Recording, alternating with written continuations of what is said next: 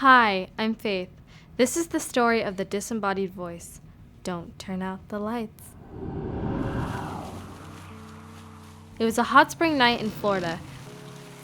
Chrissy had just gotten home from school and settled down to do her homework in her old wooden house. It had been in the family for over 100 years, and it creaked and groaned as the winds blew.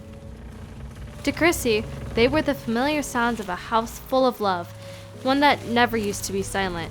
She fondly remembered her grandmother cooking, bashing pots and pans in the kitchen. She'd yell, "Chrissy Lou!" the nickname she'd given her when dinner was ready. But the house was quiet after school now. Chrissy settled in her room and began her homework, waiting for her mom to get back home. Her dog sat beside her. Chrissy had just finished her first math problem when she heard the door slam downstairs. Mom must be home early. Chrissy called down to her. "Mom?" There was no response. Probably just the wind, she thought. She shrugged it off and continued her homework. An hour passed. She'd almost finished her first assignment when she faintly heard the sounds of pots and pans clanging downstairs. She hadn't heard Mom come in the door. "Chrissy Lou," a voice called from downstairs. "1 second," Chrissy responded, finishing up her final math problem. "Chrissy Lou," the voice called again. Chrissy closed her books and walked downstairs, calling her dog to follow. But he wouldn't budge. She shrugged it off and walked downstairs and into the kitchen. No one was there, but what she saw sent a chill down her spine. Every pot and pan in the house had been stacked neatly in the middle of the room. Cabinets lay open and empty. The side door flew open beside her. In the doorway stood Chrissy's mom, groceries in hand. But if she was only just getting home, who laid out the pots and pans? Mom looked around at the scattered pots and pans, confused. "You helping me cook tonight, Chrissy Lou?" "I didn't do this," replied Chrissy as she and her mom looked around the kitchen. "Then who did?" asked her mom. "Chrissy Lou, dinner's ready. Chrissy Lou."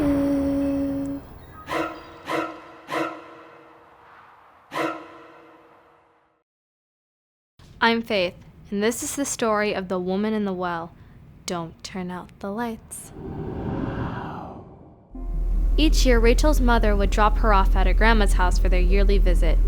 Grandma lived down a long dirt road, miles from neighbors, tucked away in a beautiful forest. At night, Rachel would take Grandma's dog Harry out for a long walk in the woods. As she clipped on Harry's leash and stepped outside to begin their walk, Rachel's phone buzzed. It surprised her. She didn't usually have service so far away from town. An unknown number had sent her a text. "Come to the well," it read. She tried to respond and ask who it was, but her message wouldn't go through. She shrugged it off. It was probably a wrong number anyway. Harry pulled her along the dirt road, picking up a scent. She allowed him to lead her as she looked up at the beautiful moon through the trees. Suddenly, Harry stopped. He began growling at what was in front of him. Looking around, Rachel realized she was in unfamiliar territory. She'd never walked this way before. She strained her eyes to see what Harry was barking at up ahead. There stood a large stone well in the middle of the pathway. She'd never seen it before. Curious, she crept toward the well with her cell phone flashlight and peered down to the bottom. But the well had dried up. All she could see was a bit of wet dirt and darkness. "Hello?" she called down playfully, listening to the echo bouncing back at her in the blackness. Her cell phone buzzed again. It was another text, but this time it was a picture of her. She jumped back in shock, tripping over a tree root, her phone flying in the air and shattering down beside her. She and Harry ran back toward the house. Her grandma tried to calm her. The well was old and dried up, she explained. In fact, it was odd she stumbled across it tonight. Contractors were coming tomorrow to cement it over. Rachel tried to show her grandma the picture she'd been sent, but it had disappeared. Her grandma made her some tea and Rachel fell asleep on the couch. Early in the morning, she was awoken by the sound of a cement truck backing up and her cell phone ringing incessantly. Half asleep, Rachel picked up her shattered phone and held it to her ear. "Hello?" she answered. "Come to the well," said a voice on the other line. "They're burying me." Rachel leapt up and ran as fast as she could, but she was too late. The cement truck was driving away, and a pile of gravel lay where the well had been. Hurriedly, she picked up her phone and dialed back the number. It rang. Then she heard a ringing on the other line. The ringtone emanated from the ground deep, deep below her, buried in the darkness.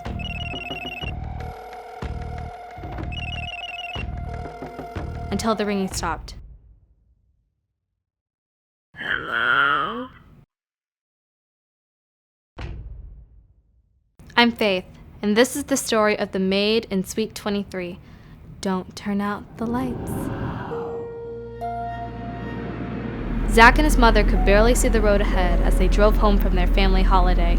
They couldn't see more than a foot in front of their car as the snow fell down like sheets on the window shield. Tired and scared, they breathed a sigh of relief when they saw a sign up ahead for a place to wait out the storm. The Inn at Mudford. They'd spend the night and finish the drive in the morning when the storm had passed.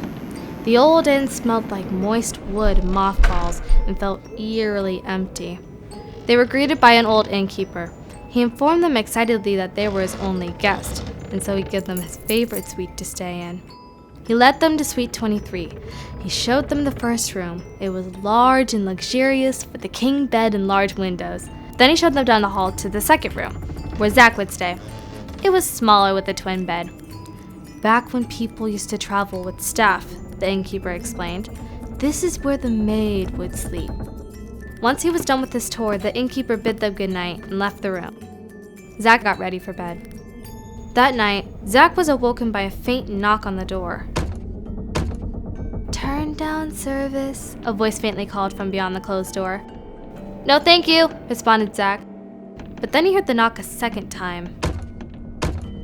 Zach stood up frustrated. What kind of maid visited in the middle of the night? He opened the door, but no one was there. Perhaps he was dreaming, he thought. He closed the door, locked it, and got back into bed. But something strange happened to Zach as he slept. When he awoke, all his clothes were neatly folded and put away. His bed was made around him, and his hair was carefully combed. He gathered his things and went to the front desk. Mom was already in the middle of checking out, clearly losing patience with the old innkeeper as he filled out his paperwork by hand. She went to get the car as Zach waited with the bags. The innkeeper silently stood behind the desk, watching Zach as he stared out the window. The innkeeper thanked Zach for his stay. It can get quiet around here with just me and the maid, who died 200 years ago. A chill went down his spine. Zach hurried his bags outside. The maid couldn't be 200 years old. That was impossible. He Googled the inn at Mudford, trying to find answers. Headline after headline popped up. The maid who haunts the Mudford Inn. Mudford Inn, the most haunted inn. Suddenly, Zach knew who knocked on his door. He knew who kept the innkeeper company. And he knew who tidied up his room in the middle of the night. It was the maid in Suite 23, who died 200 years ago.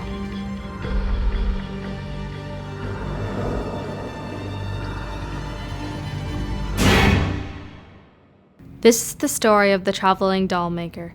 Don't turn out the lights.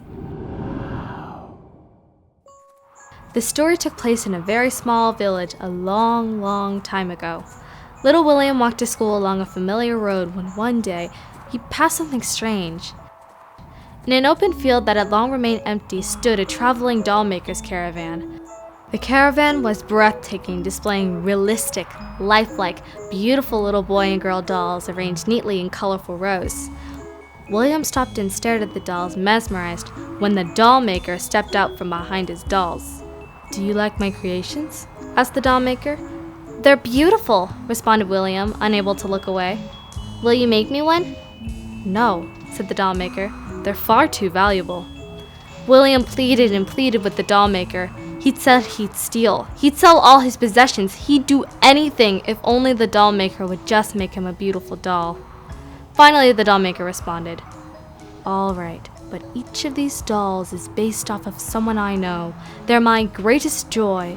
If I were to make one for you, you'd have to give me a gift that's equally as valuable in return. Anything. The doll maker smiled wide. Bring me back the most valuable thing in your home, and I'll make you a doll. I don't have anything of value, but my father might. I'll make you a deal then, said the doll maker.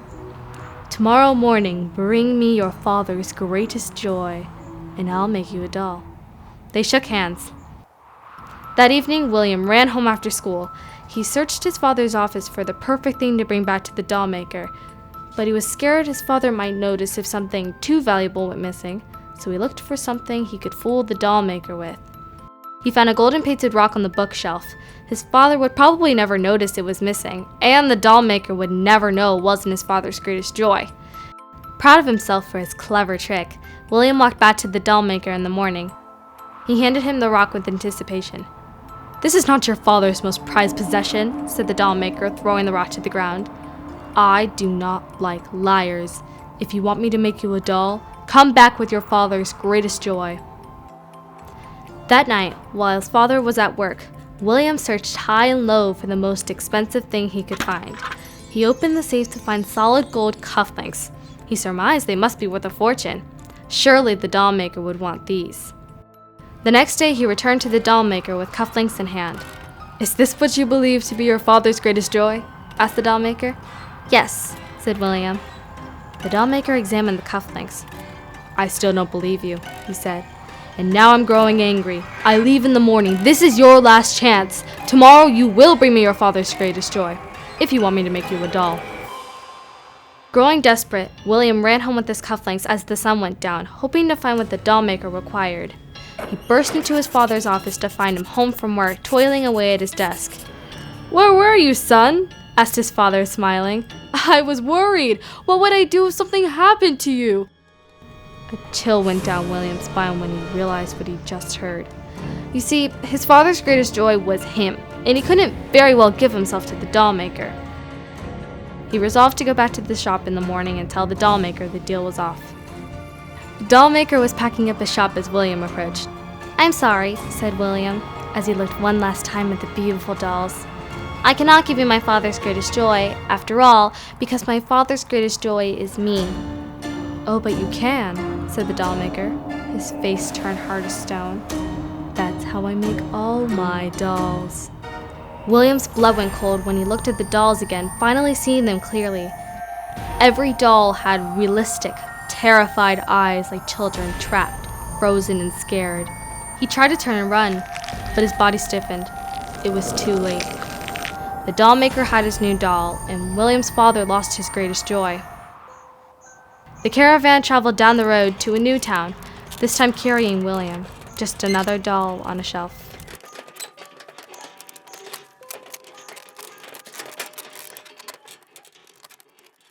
Don't turn out the lights.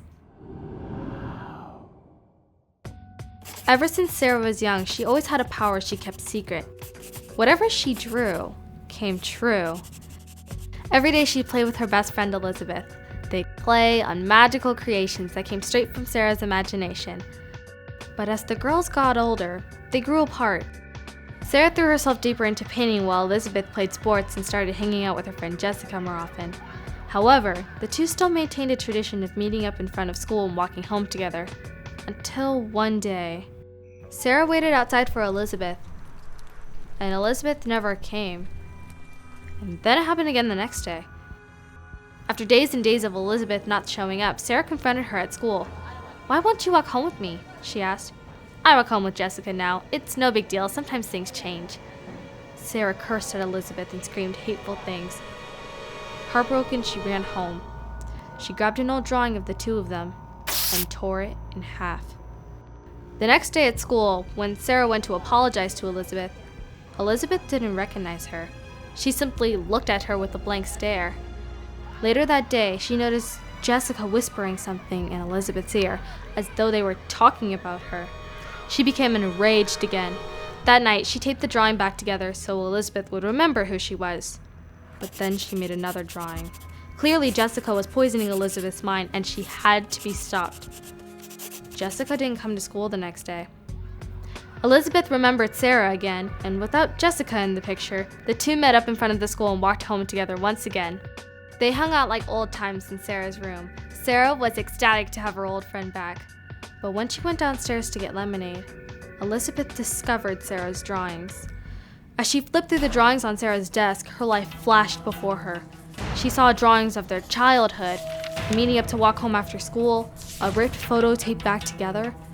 But it was when she saw the last drawing that her blood ran cold.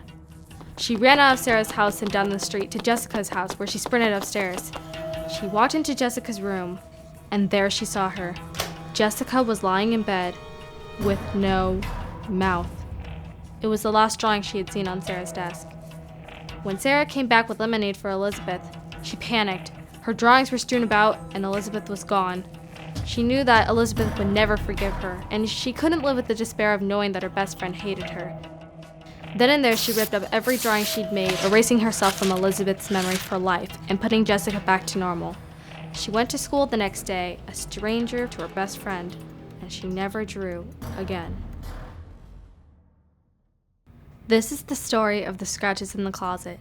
Don't turn out the lights. It was the dead of night. The house was quiet as Stacy lay asleep down the hall from her parents. Suddenly, she awoke to the sound of something in her closet. She mustered up all her courage and slinked out of bed and down the hall, breaking into a run to get to her parents' room as quickly as she could. Groggy, her father followed her toward the closet to investigate the noise. The two of them slowly opened the closet door, but nothing was there. Stacy slept peacefully the next few nights, until she was woken up again. This time, the sound was different. From behind the door, she heard a rhythmic scratching like someone carving into wood. The door opened just slightly, and through the crack she saw two red, glowing eyes. The scratching continued. Scared she'd be seen, she lay still, pretending to be asleep until the morning. When the sun was up, the noise was gone. She grabbed her dad to check the closet. On the inside of the door was lettering, in a strange kind of language she couldn't understand, scratched into the wood. Stacy's dad was shaken. He installed security cameras all over the house.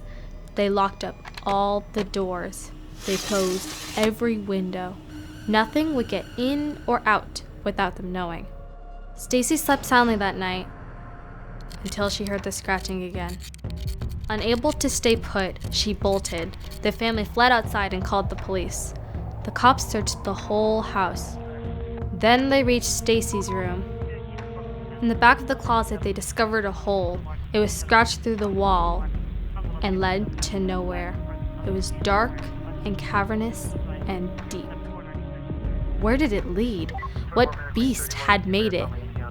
Would it come back? Stacy's dad had the hole boarded up and covered with cement, ensuring that nothing would come in or out again. But Stacy never slept the same again. If the thing found its way in once, couldn't it find its way in again?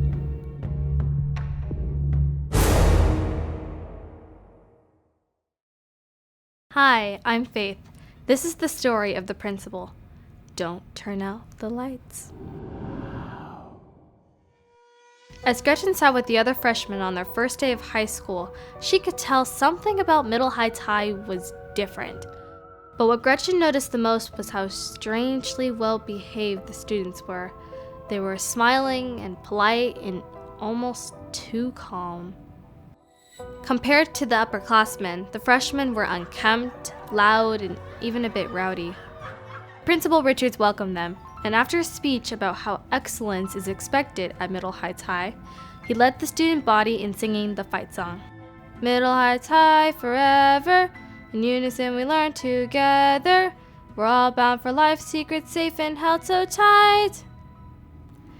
Very quickly, Gretchen noticed that her classmates started to change. One by one, they began to adopt the smiling, polite, eerily calm demeanor of the upperclassmen. The hallways got quieter as students walked silently from room to room. Gretchen found herself appreciating the last few rambunctious and loud classmates she had left, like Chad Thomas. But that ended one day during first period, when Chad made a joke during Mrs. Woodrow's class and she sent him straight to detention. When he came back, he wasn't the same. Suddenly, he seemed like everyone else. His hair, usually messy, was perfectly combed. His jacket was clean. He had on a rigid smile and his eyes were blank. Something was happening in detention that was making the students change.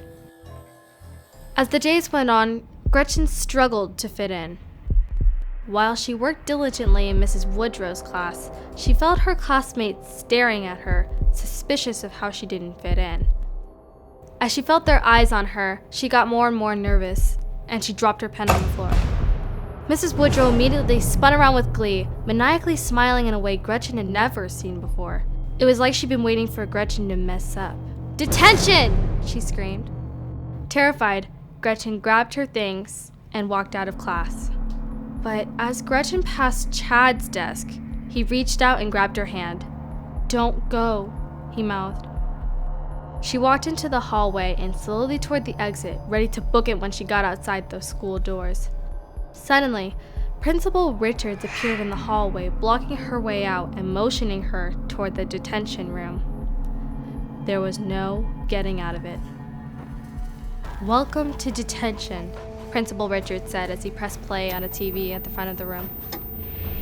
She stared at the door, trying to figure out if she could make a run for it, when she found her eyes being drawn toward the screen.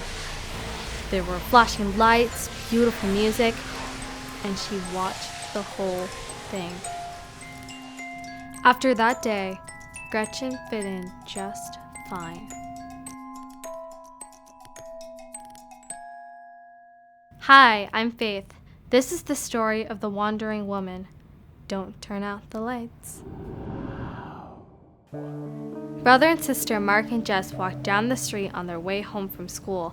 The two were so engrossed in talking about their day that they didn't notice the old woman standing in the sidewalk up ahead, staring right at them. "Hello," she said, startling them. "I don't mean to alarm you," she went on. "I'm simply looking for the library. I need to return my book and I can't seem to find where to go." Something about the woman made the hair stand up on the back of their necks. She was quiet and small. She wasn't scary, but something wasn't right. "The library's back the way you came, just down the road, around the corner and to the right." "Darn it," she said, frustrated. She'd have to go back the way she came. As she got upset, Mark and Jess felt the air around them grow colder. Jess offered to help. "We're going that way. How about I bring your book to the library?" The woman smiled widely. "Thank you so much. That would help me a lot." She handed Jess the book. It was hot to the touch. The woman thanked them and they parted ways. "Feel the book," said Jess to Mark. "It's burning up." He turned around to see if the old woman was still there, but somehow she was already gone. They picked up their pace and headed toward the library, ready to return the book and get home. But when they rounded the corner, they saw it. Where the library had been was a smoking pile of ash. Pieces of singed paper fell down around them. Mark caught one. At the top of the page, he read the title, "Stranded." Then he read the title of the book, "Stranded."